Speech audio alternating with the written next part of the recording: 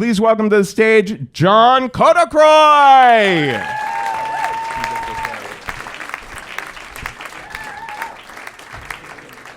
Hi, guys. Hi. So up to now, my life has been a series of unfortunate events sprinkled with chaotic, dramatic moments, epic moments, including tonight being here in New York telling one of my stories. If I had to pick a theme song for my life, it would be Alanis Morissette's Isn't It Ironic? Yeah. Every time I get on a bus, an empty bus, I will always pick the one seat that's either broken or has gum on it. Every time. Every single time. One time I was in Greece and I decided to take a little cute boat ride at night between islands, and I thought, what's the worst that could happen? And I ended up in a hurricane, like an actual hurricane, like lightning striking, waves crashing onto the boat, people vomiting everywhere, like something out of a horror movie. And being a magnet for chaos does not help my dating life. Not too many people want to deal with this mess. Not too many people want to deal, with the complicated guy. I've actually been broken up with on my birthday because the guy couldn't handle how much drama follows me, right?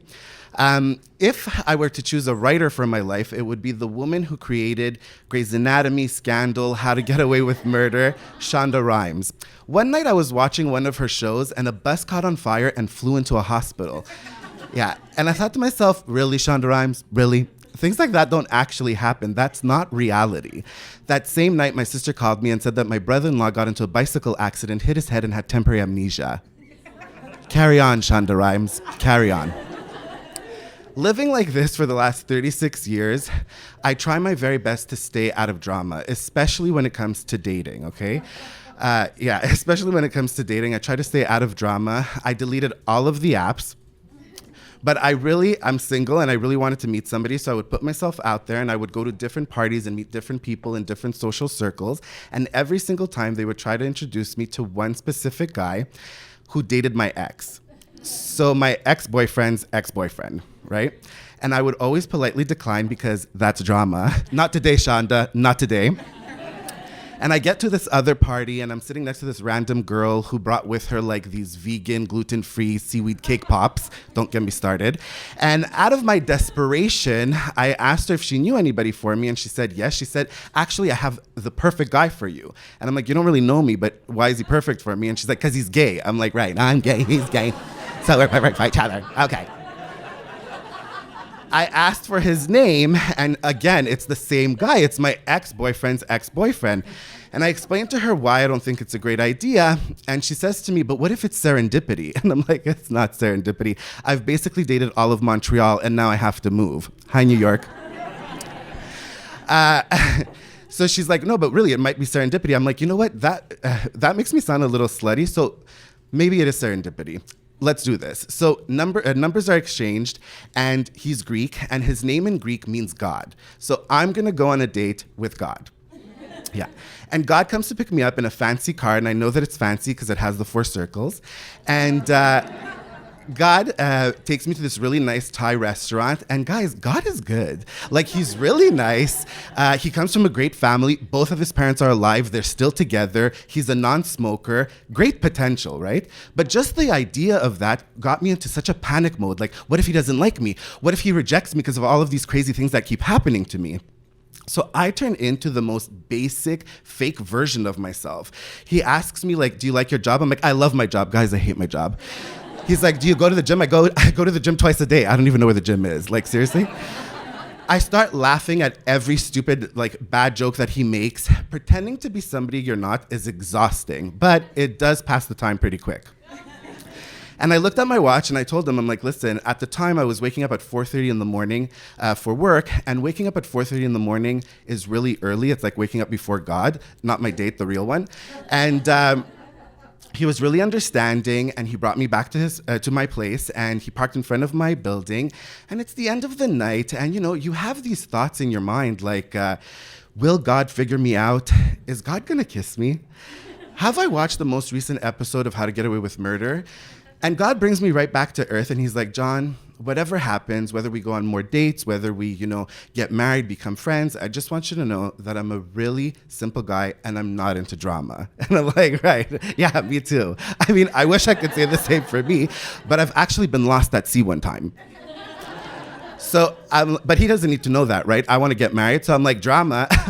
I hate drama. Drama's gross. I'm like Mary J. Blige, no more drama. And as I say drama, God screams. Yeah.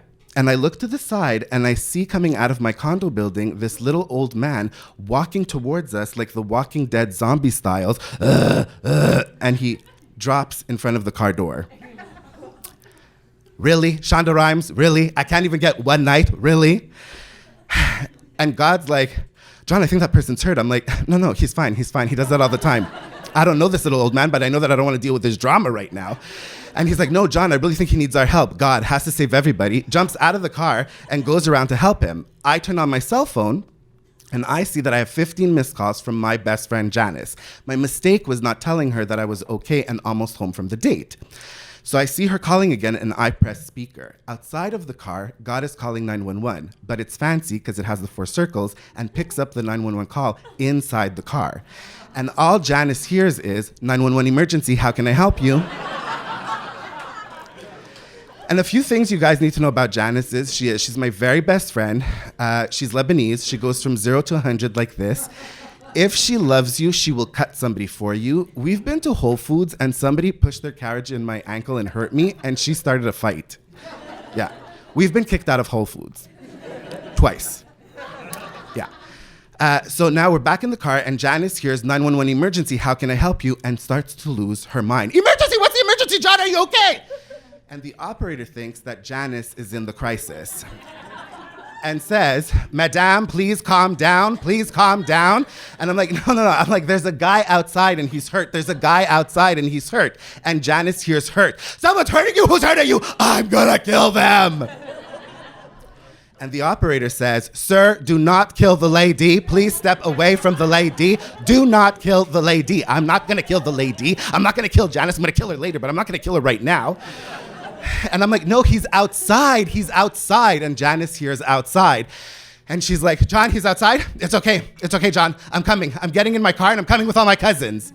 She's Lebanese. That's gonna make the night less chaotic. 15 to 20 Arab men coming to my condo. So I start screaming, Janice, do not bring 15 guys here. Do not bring 15 guys here. And the operator says, there's 15 men there. I'm sending the police. And I'm like, no, what is God doing out there in general, but outside of the car? And I bang the window and he finally figures it out and he takes the call out of the car onto the phone. Hi, calm down, Janice. And I'm ready. Bring it on, Shonda Rhimes. Bring it on. My CPR training, guys, is from like 15 years ago when you used to go, hey, are you awake? Did you guys have this? And like snap your fingers and push the person's ears? Did you guys have, no? Hey, are you awake? So I get out of the car and I look at the little old man and I'm like, hey, are you awake? And he's like, 103. 103. He's 103 years old. And my date, God all-knowing, is like, John, he's not 103 years old. He must live in apartment 103. But that's impossible. I live in apartment 103. And unless this is an episode of YTV's Goosebumps, I don't live with this zombie person.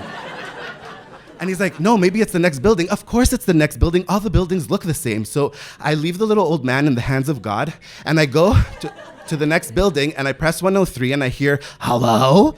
It's his like mother or wife or something. And I'm like, ma'am, did you lose somebody? And she's like, I'm coming. And I wheel her to the scene. Now we hear sirens. Ambulances are coming. Cop cars are coming. It's freaking chaotic. This is my first date, by the way, with this guy, guys. And the ambulance people come out and they need help. Do they ask God? No. Do they ask his wife? No. They ask me, of course, but it's okay because I've seen like 15 seasons of Grey's Anatomy, so I'm basically a doctor. So I put on the gloves, I'm holding the little poor man's head, and they're asking him these ridiculous questions like, how much drugs are you on? How is anybody supposed to know how much drugs they're on? Or like, who's the prime minister? What do I look like, a mathematician? I don't know who the prime minister is. So I'm holding his head, and they keep asking him questions, and I'm just trying to puppet master this guy's head to yes or no questions just so I could get the night over with. And like, sir, are you on medication? Sure. You know, sir, do you live alone? No, his wife's right there. sir, are you on Viagra? That's disgusting. So I'm like, no. And then I'm holding his head. His nose is bleeding. He's shaking. I'm covered in blood. And I look up at God, both of them, and I'm like, I'm drama free. And my date and probably God try not to laugh. And I pack up the little old man into the ambulance. I put his wife in the ambulance. I smack the ambulance like I'm a doctor from Grey's Anatomy. And I look at my date, and his adrenaline is pumping. And guys, for sure, he had never been through anything like that before in his life, and probably will never go through anything like that ever again. And he looks at me and he's like, John, that was scary. That was intense. That was traumatic. And I'm like, God, that was a regular Tuesday for me. I learned a lot that night with God. I learned that you should never hide who you really are, because one way or another, the truth will always come out. I also learned that all of this chaos, all of this drama, it's written for me. And I'm okay with that, and I accept it now, because it has brought me to the exact moment where I'm supposed to be right now. Yeah. Besides, me and God would have never worked out. We don't really believe in the same things. And he didn't even know who Shonda Rhimes was. I can't date anybody like that. Thank you.